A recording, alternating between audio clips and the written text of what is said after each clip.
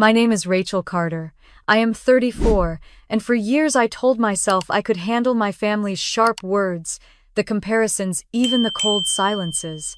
But that Christmas night in my parents' house, when 20 guests gathered under glowing lights and polished silver, the mask of our perfect family slipped. One moment my father was raising a glass to tradition, and the next his anger struck me harder than I ever imagined. My mother's laugh followed, my sister clapped, and the room turned against me.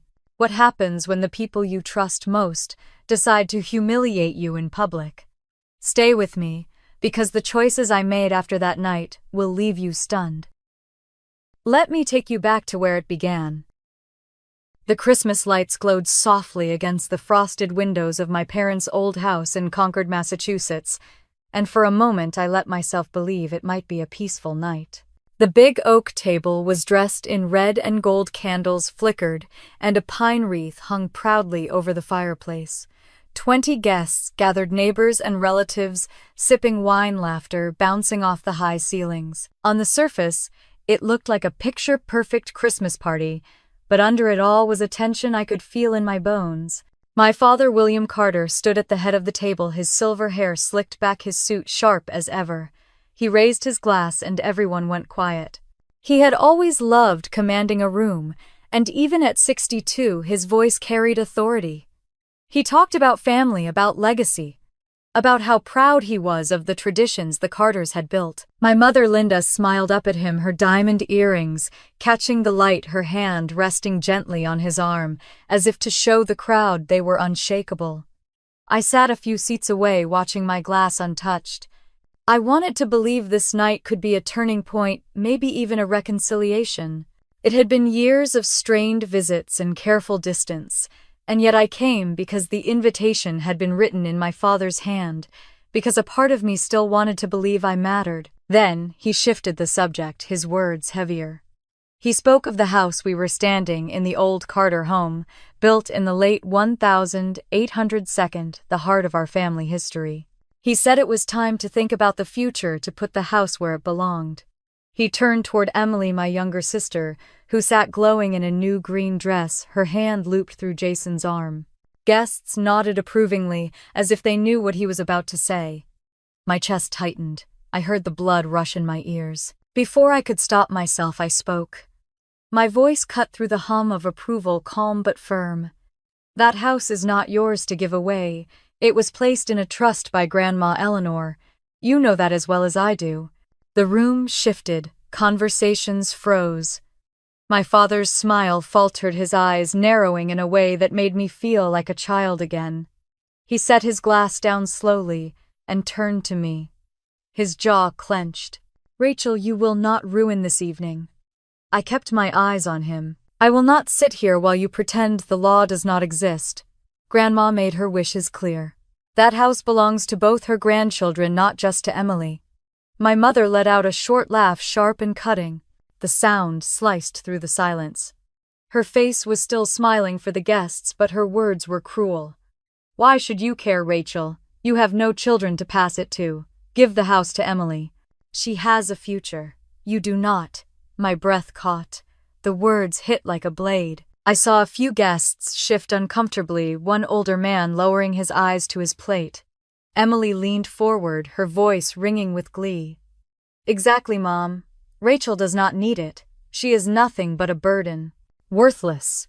She clapped her hands together and a few people actually gasped. Jason tried to pull her hand down, but she shook him off. I felt my face flush hot, my hands trembling under the table. I tried to speak, but before I could form the words, my father moved. His arm swung with a speed I never expected. The sharp crack of his hand across my cheek echoed through the room. Everything went still. My head snapped to the side, my skin burning. The guests froze, eyes wide, some with mouths open, others staring into their drinks, as if pretending they had seen nothing. My mother let out another laugh, softer now, almost triumphant. She sipped her wine. Emily clapped again, this time louder, her voice high and mocking. Finally, Dad, you put her in her place. The world tilted. For a moment I could hear only the ringing in my ears. My vision blurred with tears I refused to let fall. I looked around the room searching for a face that would meet mine, for a hand that might reach across the table. Harold Green, my father's old partner, looked stricken, but stayed in his seat. A neighbor shifted uncomfortably, glancing toward the door as if considering leaving. I pressed my palm against my burning cheek and forced myself to sit tall. I would not let them see me break. The humiliation pressed down on me heavier than the sting of the slap. In that instant, I understood that the invitation to this party had never been about reconciliation.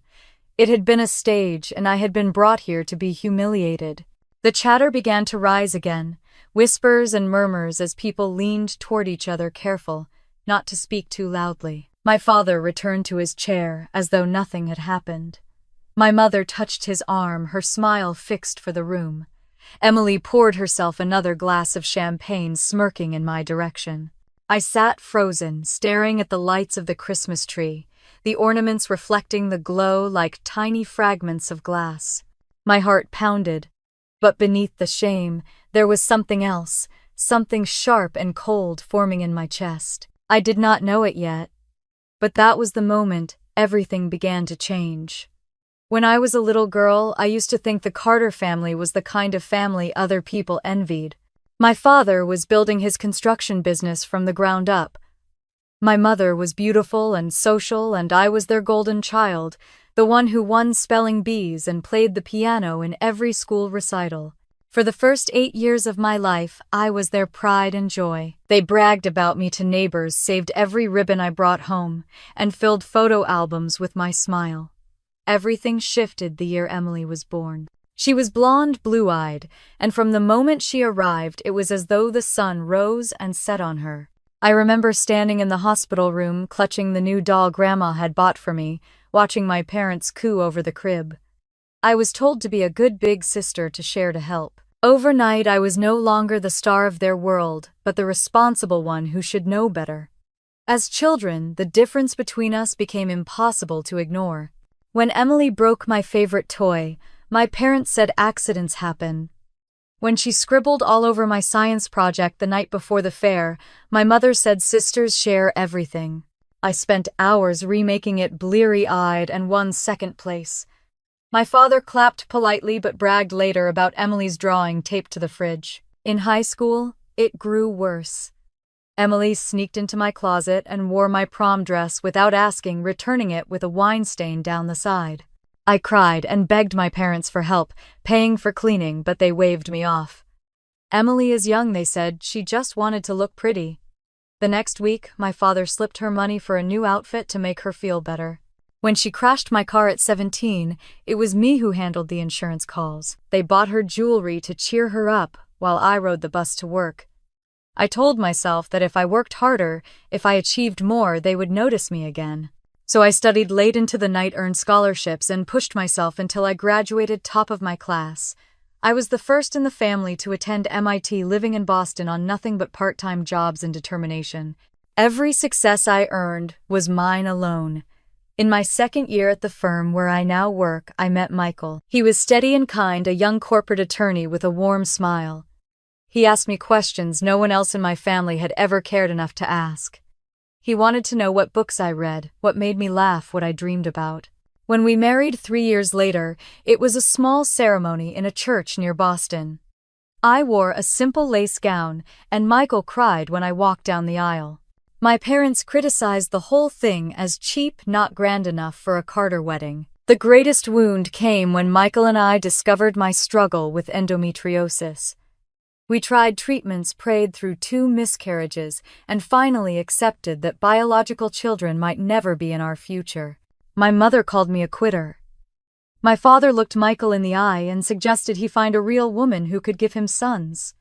At holidays, Emily would lift her glass and joke about the barren branch of the family tree. The room always laughed, and I always excused myself to the bathroom to breathe through the sting of humiliation.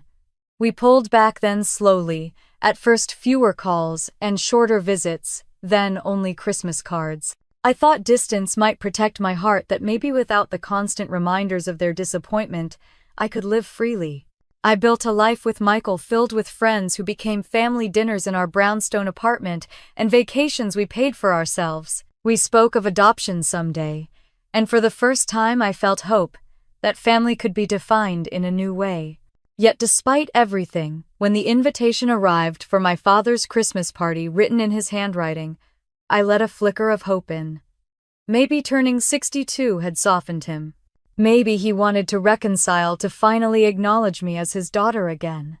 I ignored the knot of dread in my stomach and told myself people change. I wrapped a vintage pocket watch. I had searched weeks for one like my grandfather's, the kind my father had always admired. I drove to Concord believing this could be a new beginning. But the moment his hand met my face, all those years of being pushed aside came rushing back.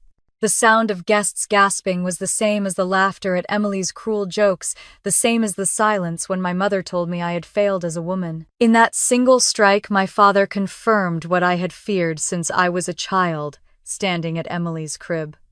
I was not his pride anymore. I was not even his equal. I was his shame to be put in place whenever I dared speak the truth. I sat there cheek-burning, replaying all of it in my head. The trophies that went unnoticed.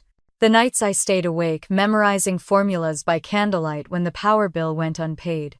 The quiet way Michael held me after every failed pregnancy, promising it did not change his love. All the sacrifices I made to prove I was enough. All the times I swallowed my hurt so my parents could keep their perfect picture intact. Emily's laughter rang in my ears long after the room quieted. She leaned into Jason, her manicured hand waving toward me like I was an unruly child who had embarrassed the family. I saw the gleam of satisfaction in her eyes. She had always wanted me small, invisible, erased. Tonight, she finally had my parents' full performance to prove it. I forced my spine straight and looked across the room at faces I once thought of as family friends. Most turned away. Some whispered. Only Harold Green, my father's former partner, met my eyes.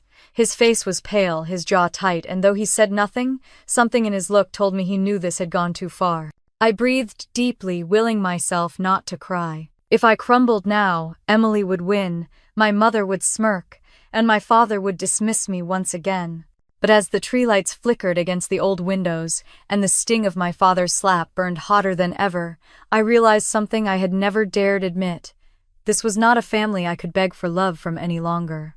This was a war I had to fight differently. I reached for my coat draped over the back of my chair, my fingers steady despite the shaking inside me. The guests watched as I stood. My mother's smile flickered, confused by my composure. My father gripped his glass tighter, eyes narrowed. Emily's smirk widened, assuming my silence meant defeat. I walked out into the December night, the cold air filling my lungs. Snow crunched under my boots as I made my way to my car. For the first time, I did not feel like the abandoned daughter begging for scraps of affection. I felt like a woman standing at the edge of something larger, something that could finally turn years of humiliation into something else entirely. What I did not know was that the whispers in that house would not stay within those walls.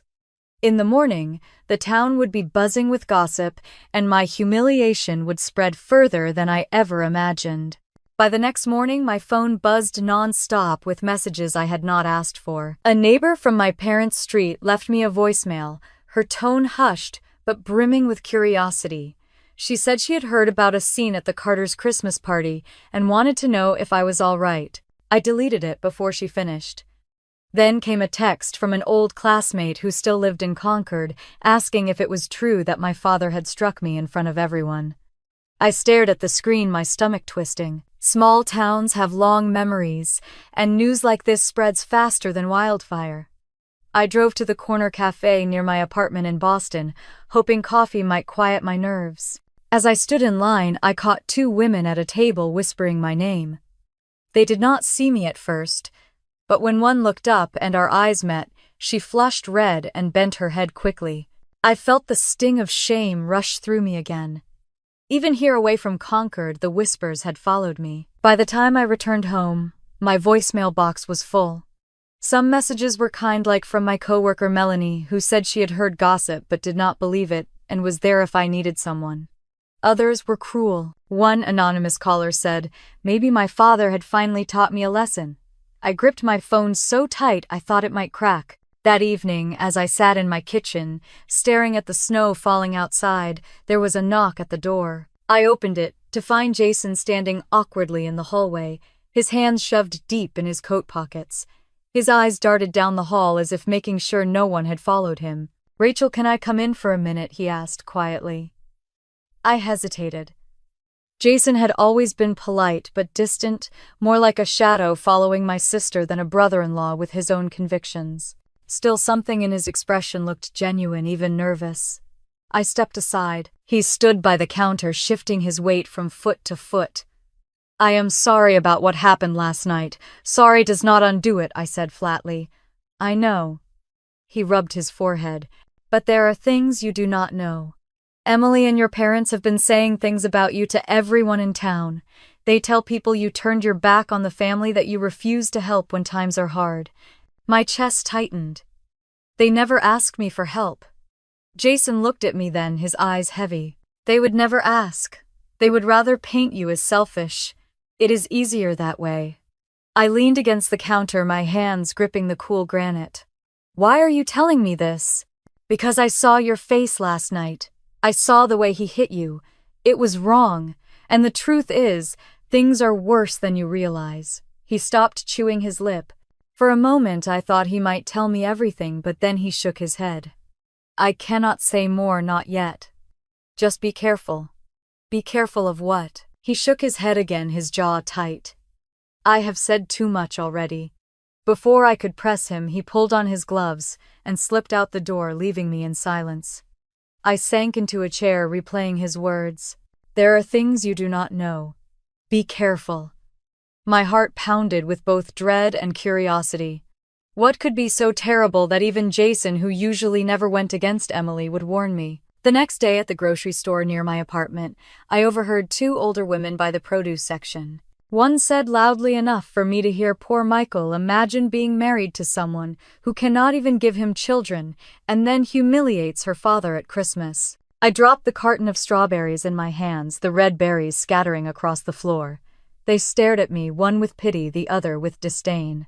By the time I made it back to my car, I could hardly breathe. The humiliation had leapt from that dining room into every corner of my world.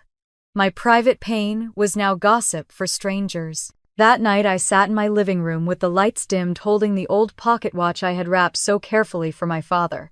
He had not even opened it. My fingers traced the etched design on its cover. It felt like a relic from a dream I once had of being accepted again.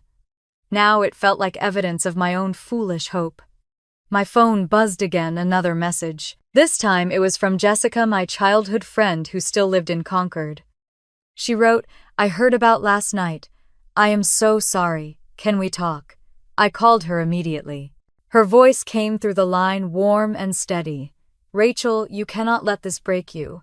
Everyone in town is talking, but you need to know it is not all true. Emily is stirring things up.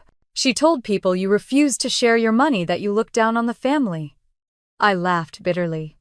"Share my money? They have never asked. They only ridicule me." "I know," Jessica said softly. "But listen, I think it is more than just humiliation. I think they are trying to protect something." "What do you mean?" She hesitated. "I have heard whispers that your father's business is in trouble. Big trouble.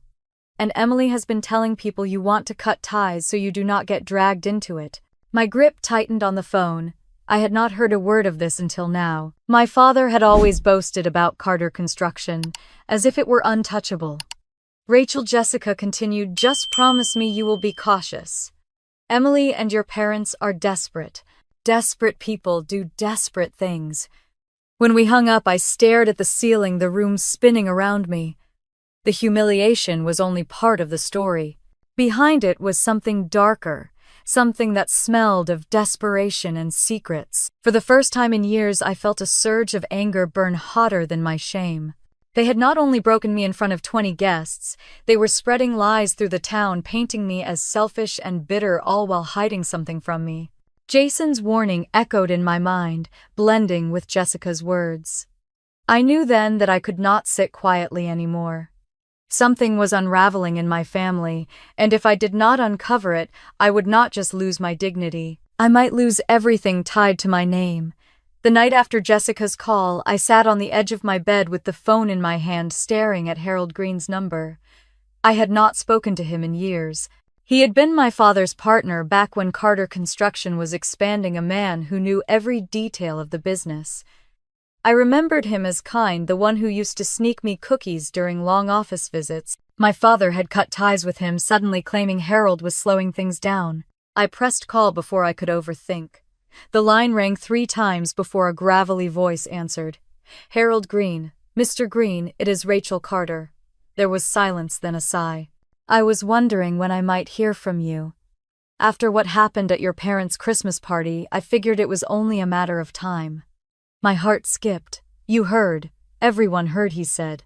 Small towns do not keep secrets, Rachel. I am sorry for what they did to you. His voice was gentle, almost fatherly. The sound of it unlocked something inside me. I swallowed the lump in my throat. Mr. Green, I think my father is hiding something. Something about the business. Can I see you? Come tomorrow morning. 7:30. My place out by Lake Walden. Bring nothing but yourself. The next morning was bitterly cold. Frost clung to the trees along the narrow road that led to his property. His house overlooked the frozen lake, a wide porch wrapped around the front, smoke curling from the chimney. He opened the door before I reached the steps, his frame still tall, though age had bent his shoulders. You look just like Eleanor, he said, softly, referring to my grandmother.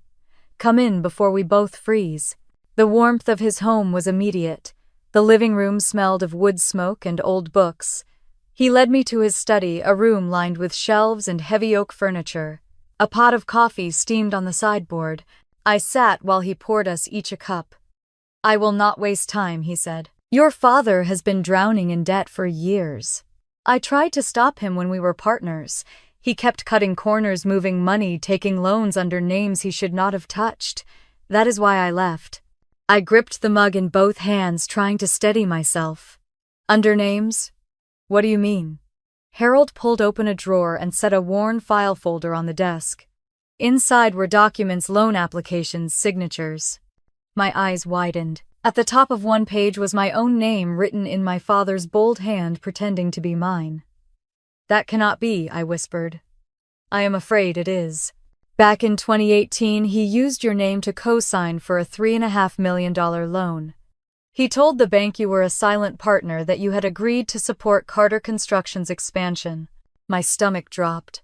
I never signed anything. I believe you, Rachel.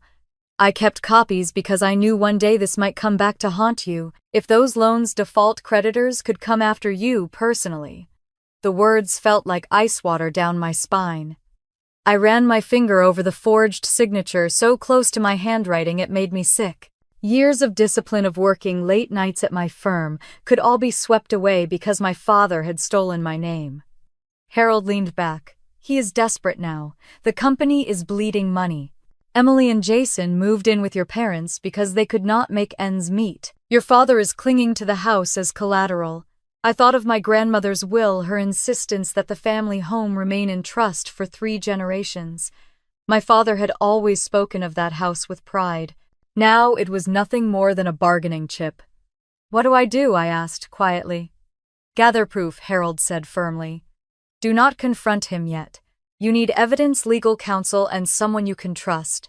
I nodded, my hands trembling. As I drove back toward Boston, the snow began to fall again, soft flakes covering the windshield. I pulled over at a rest stop, gripping the steering wheel. Anger surged through me, hot and steady. The humiliation of the slap had been cruel, but this was far more dangerous. He had stolen not only my dignity but my identity.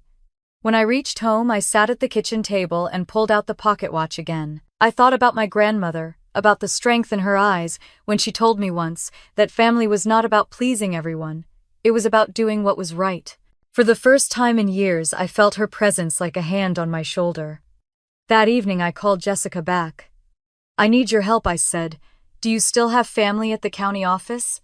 Yes, she answered without hesitation. My cousin Diane works there. What do you need? I need to see Grandma Eleanor's will, the original one. And I need records of any recent changes to the house. Jessica paused, then said, I will call her. Whatever you need, Rachel, I am with you. After we hung up, I sat in the quiet of my apartment, the city lights glowing outside the window. For years I had let their cruelty define me. For years I had taken the humiliation, convincing myself it was better to keep the peace. But now the truth was staring at me in black ink with a forged version of my own name. I poured myself a glass of water, steadying my breath. The next steps would not be easy. My father had built his life on control and intimidation. My mother had perfected the art of appearances. My sister had always been their darling. They would not hand me the truth willingly, but I was done waiting for scraps. The house was quiet except for the hum of the heater. I stood by the window watching the flakes of snow catch the streetlight, and knew this was only the beginning of uncovering just how deep my father's lies went. The next morning I woke with a heaviness in my chest that coffee could not shake. The folder Harold had shown me burned in my memory, those pages with my name scrawled across them in my father's bold hand. I needed to see it again, to hold the proof with my own fingers, not just rely on Harold's word. By mid-afternoon, I found myself back on the road toward Lake Walden, the winter sky pale, and flat bare trees lining the highway like silent witnesses. Harold opened the door before I knocked, as though he had been waiting. Come in, Rachel. I know why you are here. His study smelled of coffee and old wood. The folder lay on the desk as if it had not moved since yesterday. My hands trembled as I pulled out the documents one by one.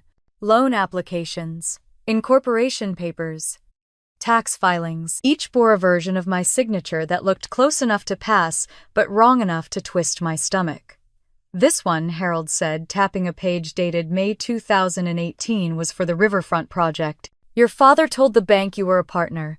He's secured a $3.5 million loan with your name as guarantor. I felt my throat close. If that project failed, does that mean I could be liable? He nodded slowly. Yes, that is why I kept these. I knew someday it would come to light. I pressed my palms flat on the desk, grounding myself. For years I had worked hard to be independent, to keep my finances clean, to build something no one could take from me. And yet here it was my father's greed creeping into my life like a poison. Harold poured me coffee and waited until I had steadied myself. Rachel, your father is desperate. He is using every tool at his disposal, including you. You need to be smart about how you handle this. I studied the stack of papers, the black ink glaring against the white. He forged my name, I said quietly, more to myself than to Harold, my own father. Harold's eyes softened. I know it hurts, but you are not powerless. You have evidence and you have people who will help you. I took the folder and tucked it into my bag. I need to show this to Michael. He will know what to do. On the drive back to Boston, my phone buzzed with a text from Emily. It read, "You embarrass Dad enough. Stay out of family business." My grip tightened on the steering wheel. She was so sure of her position, so certain I would fold. For once, I almost felt sorry for her. She had no idea how much I had uncovered. When I reached my apartment, Michael was waiting, his suitcase still by the door from his trip. His eyes darkened as I laid the folder on the kitchen table and showed him the documents. He read each one carefully, his lips pressed tight. "This is fraud," he said finally. "Clear and simple. If he used your name without consent, that is a crime." I nodded, my chest heavy. "What happens if the bank comes after me?" Michael reached for my hand. "We will not let it get that far. But we need to move carefully. If we push too fast, he might destroy other evidence." I leaned against him, my cheek resting on his shoulder. For the first time in days, I felt a flicker of safety. Later that evening, I called Jessica. She picked up on the first ring. "Did you find something?" "Yes," I said. "More than I wanted. My father forged my name on multi-million-dollar loans." There was a long pause. "Oh, Rachel." I told her I needed Diane's help with the county records. "I need to see Grandma's will, the original one. If Dad is trying to use the house as collateral, we have to know exactly what the trust says." Jessica promised to set up a meeting. You are not alone in this, she said firmly. That night I sat at the kitchen table with the folders spread out before me. I ran my finger along the lines of ink, the dates, the lies. My father's voice echoed in my head from the Christmas party, his toast about legacy, his pride in family. It was all a mask to cover his desperation. I closed the folder and placed it carefully in the drawer by my bed. My heart ached, but underneath the pain was a spark of determination I had not felt in years. If he thought he could bury me under his lies, he had underestimated the daughter he had cast aside. The city outside my window was quiet snowflakes drifting under the streetlight. I poured a glass of water, steadying my breath. Tomorrow would bring more questions, more risks, but I had crossed a line. There was no turning back now. The following morning, Jessica met me at a diner just off Main Street in Concord, her scarf still wrapped around her neck and her cheeks flushed from the cold. She slid into the booth across from me with a quick hug and set down a steaming cup of coffee. I spoke with Diane last night, she said in a low voice. She is willing to help, but we have to be discreet. My stomach tightened. Thank you, truly. An hour later, Jessica drove us to the county building a squat brick structure with salt stains on the steps and a constant flow of people filing in and out. Inside, Diane waited near the clerk's counter, her hair pulled back in a bun and a lanyard swinging from her neck. She looked like she carried the weight of too many secrets. She greeted me with a firm handshake. I should not be doing this, she whispered, but Jessica says you need answers. Come with me. We followed her down a narrow hallway, lined with file cabinets, until we reached a small records room. Diane closed the door behind us and pulled a thick binder from the shelf. This is the original probate file for Eleanor Carter, she explained. No one has looked at it in years. My fingers shook as I opened the binder. There it was, my grandmother's handwriting in the margins, her elegant script spelling out the wishes she had made crystal clear. The Carter home was to remain in trust for 3 generations. It could not be sold, mortgaged, or transferred without unanimous consent from both her grandchildren. It was like hearing her voice again, steady and strong, guiding me even after death. I felt tears prick the corners of my eyes. She had protected us, protected me, even though my parents had spent years pretending I did not exist. Diane tapped the page. If your father has tried to use the property for collateral, he is in violation of this trust. That is not a minor issue. I swallowed hard. So legally he cannot touch it. Not without your consent, she confirmed. And if he has misrepresented the ownership to lenders, that is serious fraud. Jessica squeezed my arm. You see, Rachel, you are not crazy. They are the ones breaking the law. I closed the binder carefully, my pulse racing. All these years my father acted like the house was his kingdom, but it had never been his to give away. Before we left, Diane pressed a folded slip of paper into my hand. This is a list of recent filings on the property. You might want to look closely at the dates. In the car, I unfolded the paper. My eyes locked on the entry from October, just 2 months before Christmas. It showed an attempted modification, a filing my father had tried to push through listing Emily as successor trustee.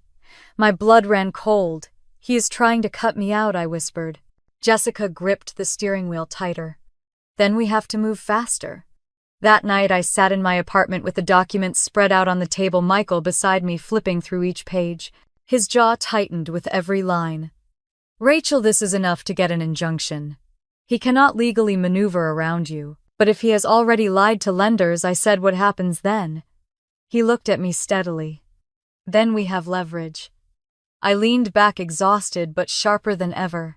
For years I had felt like the powerless daughter erased from family photos, diminished by cruel words. Now the truth lay in black and white.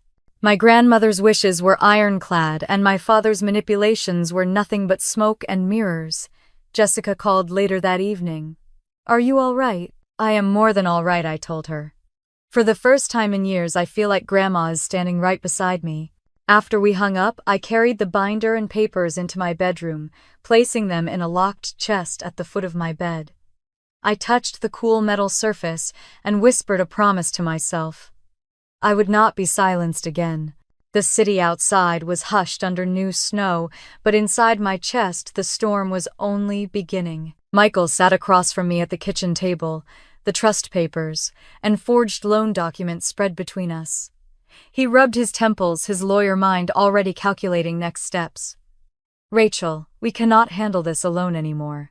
It is bigger than family arguments. This is criminal." I felt my stomach tighten. I knew he was right, but saying it out loud made it real. "What do we do?" He pulled out his phone. "I know someone, a colleague from law school. His name is Brian Hoffman. He specializes in estate fraud and identity theft. If anyone can protect you, it is him."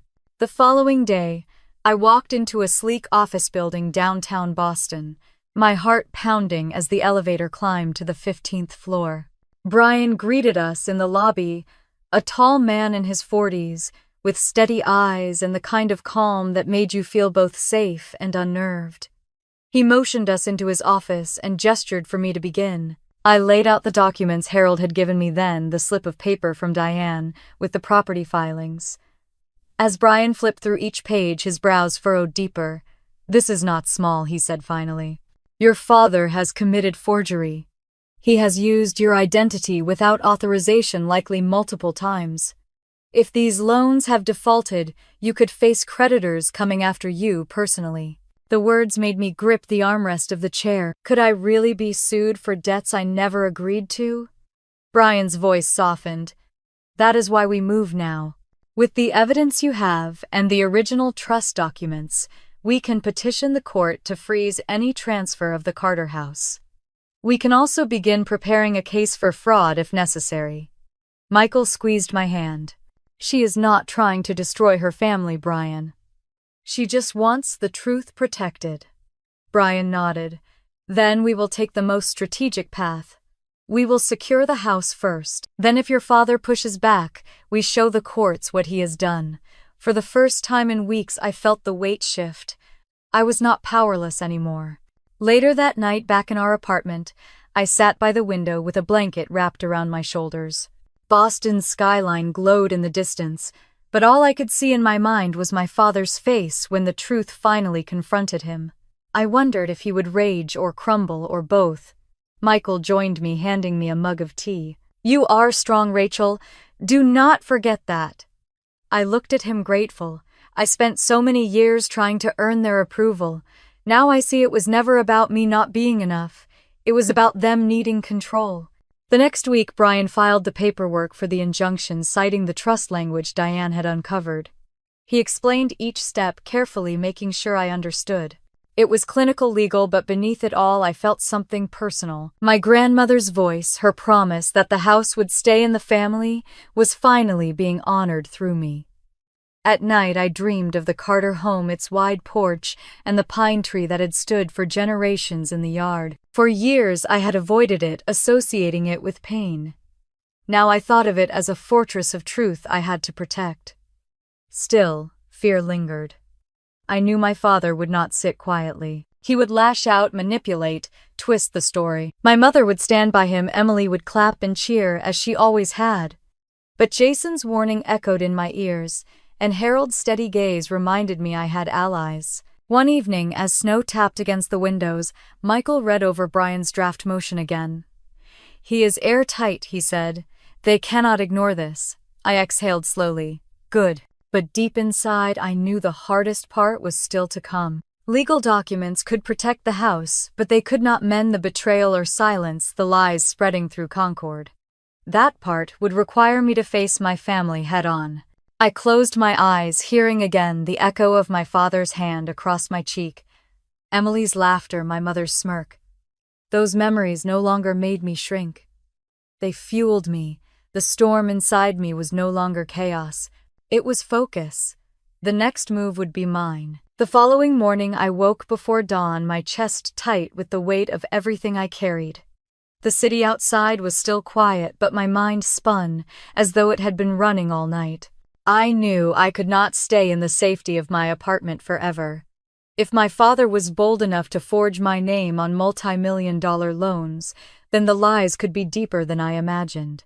I needed to see the evidence with my own eyes, not just trust what Harold had shown me. Michael poured coffee into 2 mugs as I pulled on my coat. "Where are you going this early?" he asked, his brow furrowed. I told him about Mark, the loan officer at the Bank of America branch in downtown Boston.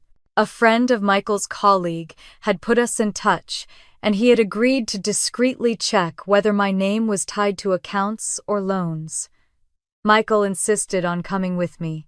The city was just waking as we drove through streets lined with slush and parked cars dusted with snow. We walked into the tall glass building, the warm air smelling of carpet cleaner and printer ink.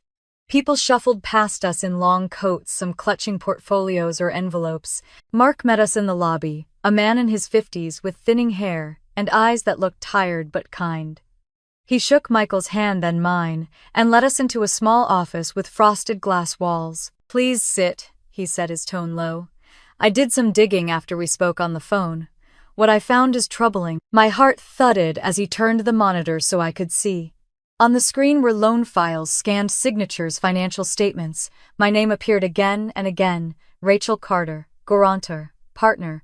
"That cannot be right," I whispered, leaning closer. Mark clicked to enlarge one signature. I stared at the loops of the R, the careful slant of the C. It was close, frighteningly close, but it was not mine. My father had always had a knack for imitating handwriting when he wanted to. "I never signed that." Mark gave a slow nod.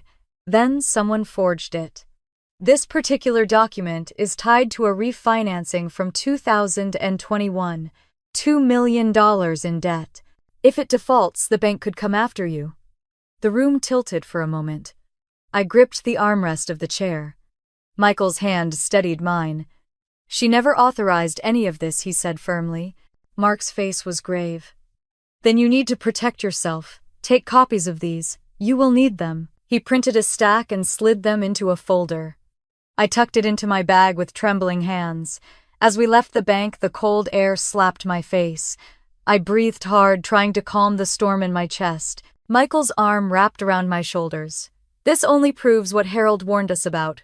We are going to stop him, Rachel." Back in the car, I pulled out the documents and flipped through them, page after page of my name. Used like a tool, my life turned into collateral. Rage pulsed through me, but beneath it was something colder. If my father could do this to me, his own daughter, what else was he capable of? That afternoon, Jessica came by with bagels, her hair tucked under a knit cap, her eyes wide with concern. "You look pale. What happened?" I spread the papers across the table. Another loan. $2 million. My name forged again. Jessica's mouth fell open. "Rachel, this is criminal," Michael nodded grimly.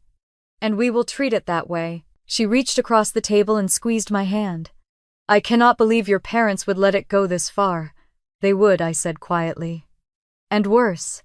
They already humiliated me in front of the town. Why stop at my dignity when they could also take my future?" We sat in silence for a long time, the hum of the heater the only sound.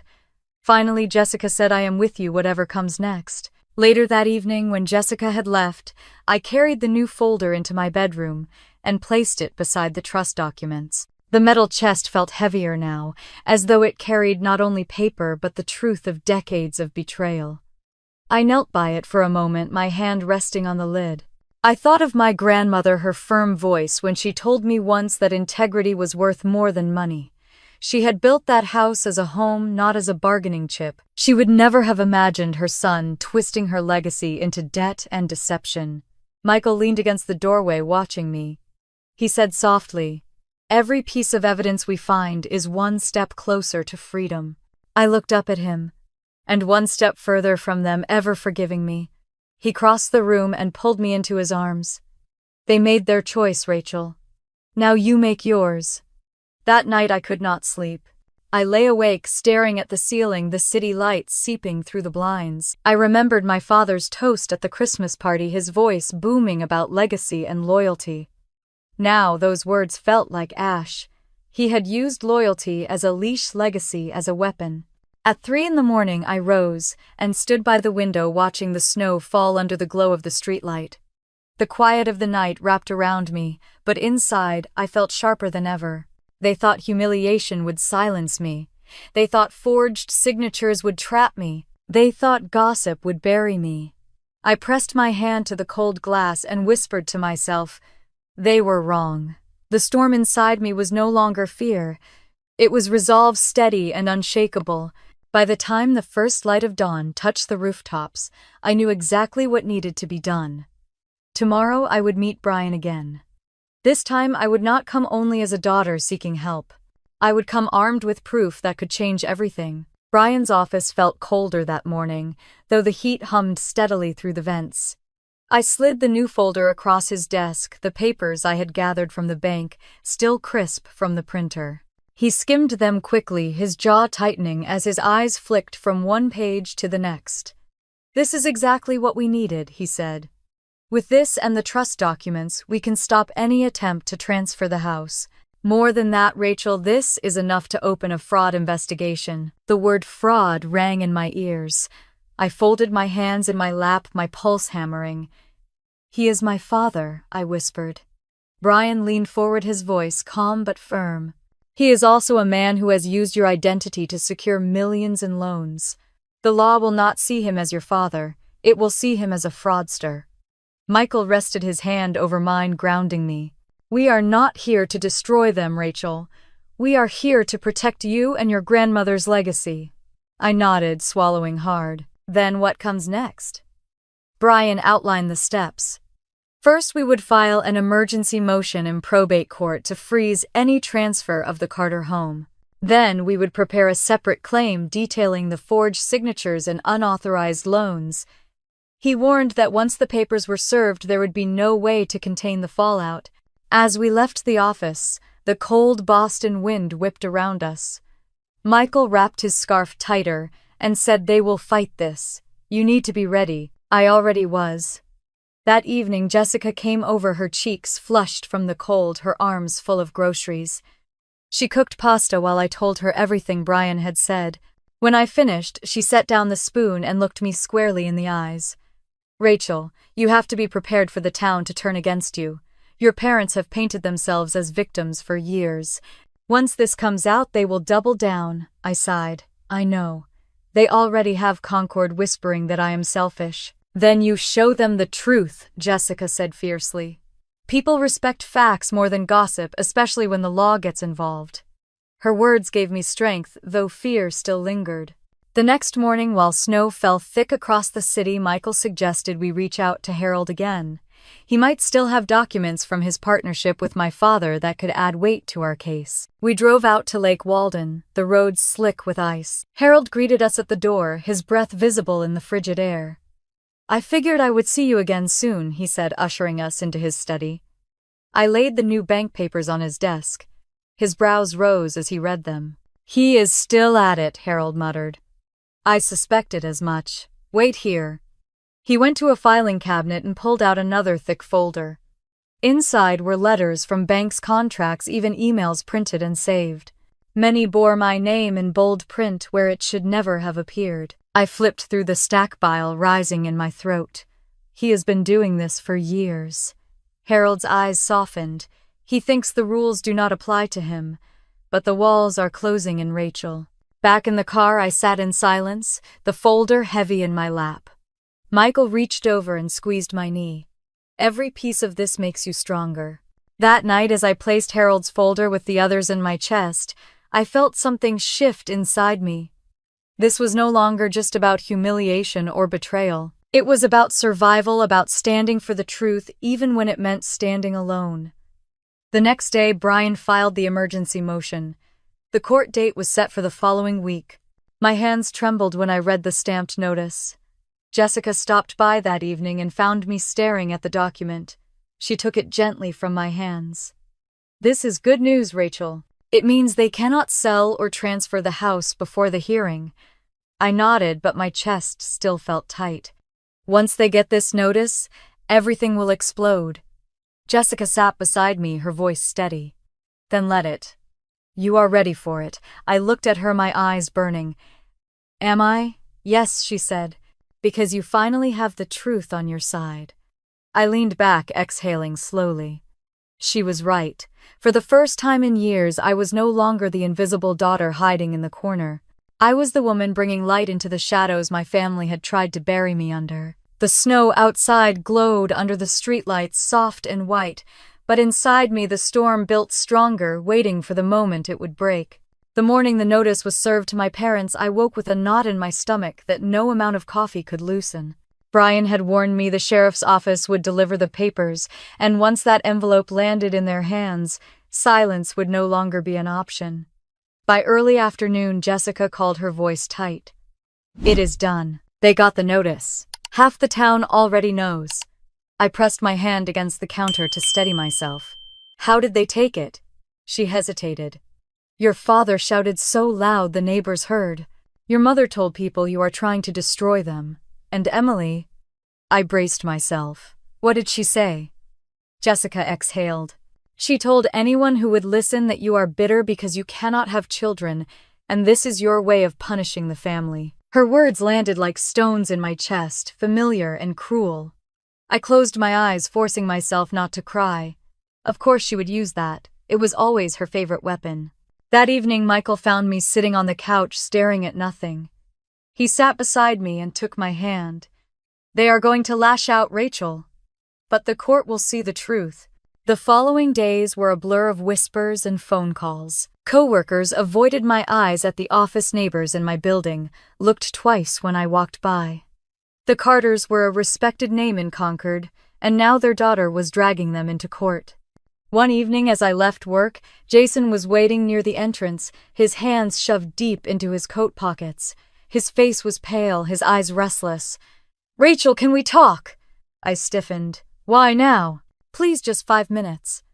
We walked to a quiet bench near the frozen river. He sat heavily, his shoulders slumped. "I never wanted this," he said. "I told Emily your father was going too far, but she wouldn't listen." I stared at him, my voice sharper than I intended. "You knew he was using my name." Jason flinched. "I found some documents when I was helping him with refinancing last year.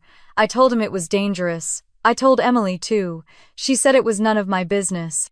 My stomach churned with disgust. "You stood by while they tried to ruin me." His eyes filled with shame. "I did not know how to fight them, but I am telling you now, Rachel, he has other accounts. Offshore ones. If you dig, you will find them." I stood quickly, my breath clouding in the cold air. "If you really cared, you would have spoken sooner." Jason's voice cracked. "I am sorry." I walked away, my boots crunching on the ice, anger carrying me forward. Back in Boston, Michael listened quietly as I relayed the conversation. He set down his glass of water and said, "If Jason is right, this could go deeper than we thought.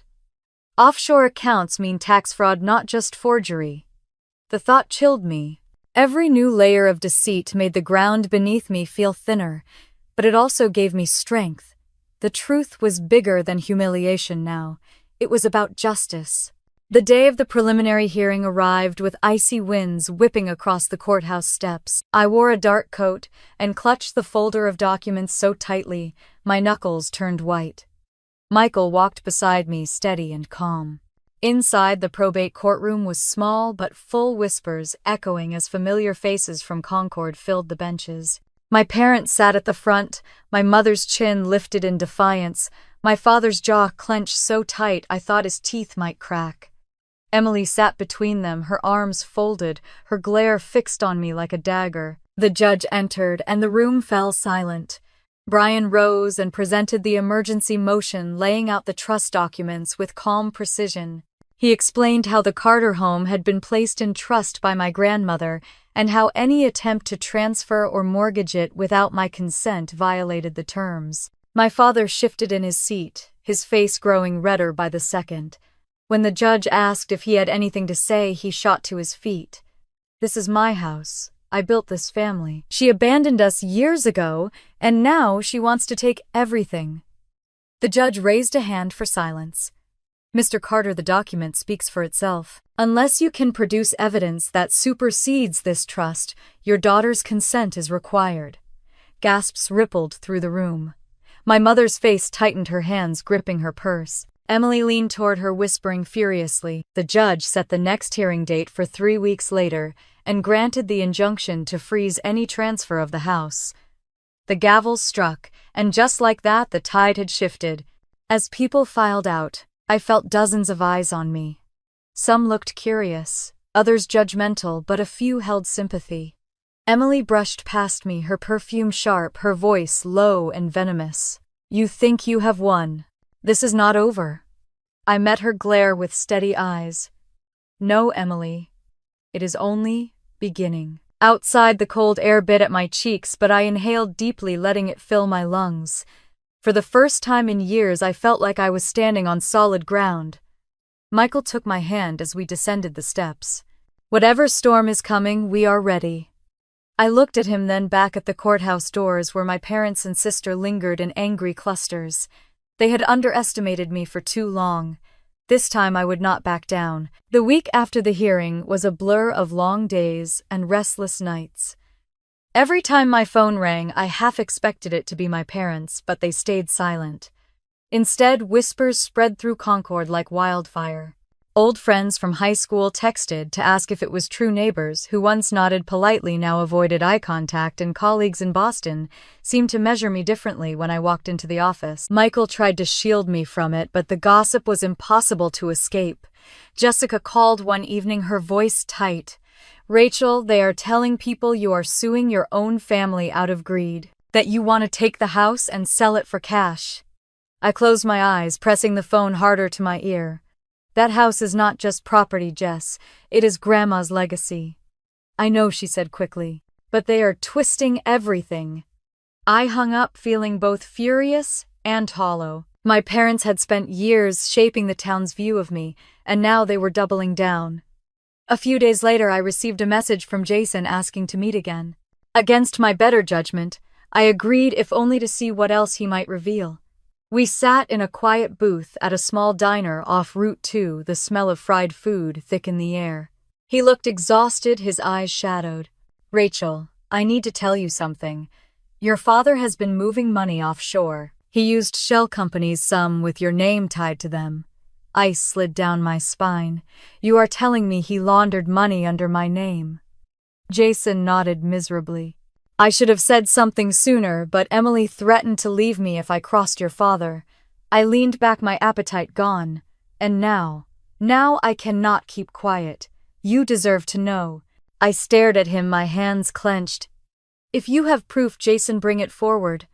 Otherwise, you are just another voice in a storm of lies." He slid an envelope across the table. Inside were photocopies of wire transfers, signatures, and routing numbers. My name appeared again where it should not. My stomach turned. If this was true, the fraud was deeper than I ever imagined. Back home, I laid the documents out on the table while Michael read over them. His jaw tightened with every page.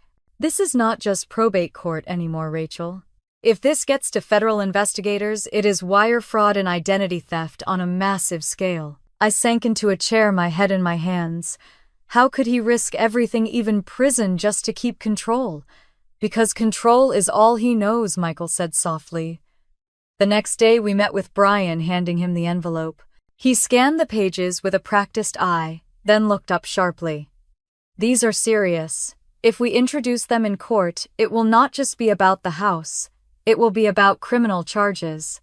I felt the ground shift beneath me. Part of me wanted to protect what little was left of family ties, but another part, the stronger part, knew I could not bury this truth. That evening, Jessica stopped by with wine. We sat at my kitchen table, the city lights flickering through the window. She raised her glass. To Rachel, finally standing up to them. I managed a small smile. But at what cost? Her eyes softened. Sometimes the cost of silence is worse. I thought of the Christmas party, of my father's hand striking my face, my mother's laughter, Emily's applause.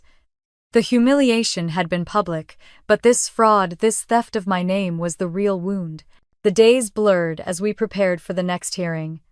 Brian worked late drafting motions, Michael reviewed every line, and I gathered courage from every piece of paper we uncovered. On the morning of the court date, I stood outside the courthouse, the winter air biting at my cheeks. Jessica hugged me tight before we went in. "You are not alone," she whispered. Inside, the atmosphere crackled with tension. My parents sat stiffly, my father's glare fixed on the judge's bench, my mother's pearls glinting under the lights. Emily leaned back in her chair, smug as ever. When Brian presented the new evidence, the room seemed to shift. Murmurs rippled through the benches as he laid out the wire transfers, the forged signatures, the offshore accounts. My father's face drained of color, then flushed red with fury. He leapt to his feet, his voice booming. Lies. All of it. My daughter is conspiring with outsiders to destroy me. The judge banged the gavel sharply. Sit down, Mr. Carter. Silence fell, but the damage was done. Everyone in that room had seen his mask crack. I sat tall, my hands folded neatly, my eyes fixed on the judge. For the first time, I did not feel like the abandoned daughter begging for scraps of love. I felt like the woman my grandmother had raised me to be, standing firm in truth. The hearing adjourned with the judge ordering a full review of the financial records. As we filed out, I caught Emily's eyes. Her confidence faltered for a moment, a flicker of fear crossing her face. Outside, the cold air hit me, but I breathed deeply. The storm was no longer just inside me. It was spilling into the open, and nothing would stop it now. The morning of the final hearing dawned gray and bitterly cold, the kind of day when the air stings your cheeks and the sky feels heavy enough to press down on your shoulders. I stood outside the courthouse with Michael beside me, clutching my gloves in one hand and the folder of documents in the other. For weeks, the town had been buzzing with rumors, and now everything would come to light. Inside the courtroom, the benches were full again. Old neighbors, business associates of my father, even a few distant relatives had come to witness the spectacle. My parents sat at the front, my mother's pearl earrings catching the light, her chin raised high, as though daring anyone to pity her. My father's hands clenched the edge of the table, his face pale but his jaw set in defiance. Emily sat next to them, her expression shifting between smugness and unease. The judge entered and Brian began. He spoke with calm authority, laying out the evidence piece by piece.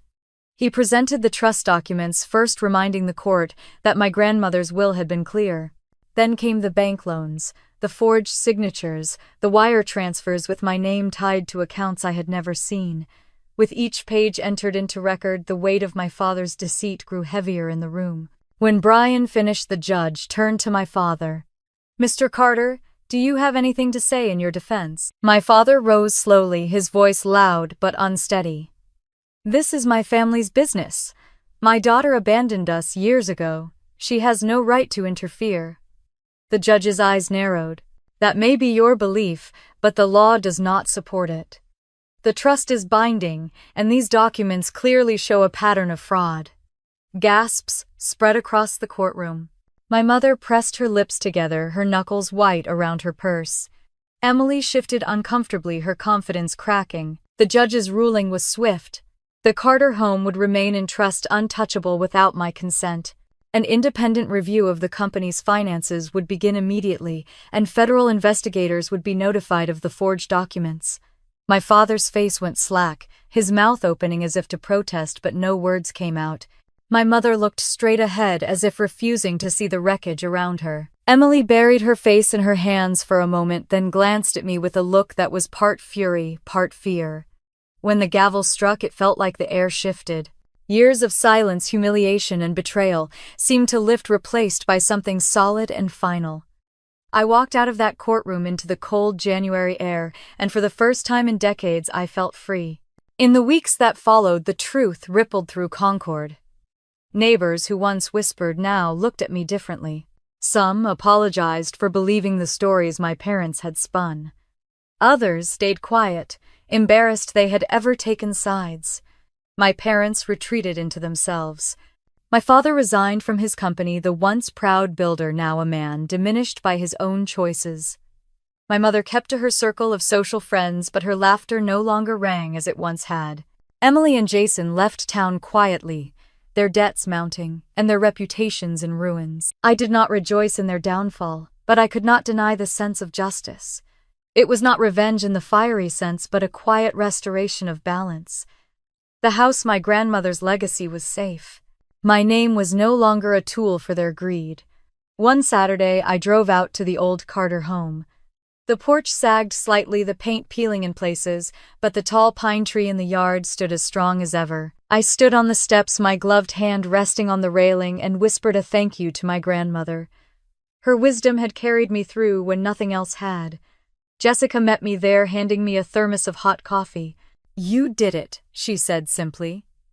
I smiled, a real smile that felt strange on my face after so many months of strain. "No, we did it." Michael joined us later, his arms slipping around my shoulders as we looked out at the snowy yard. The storm had passed. I had thought justice would feel like triumph, but instead it felt like peace.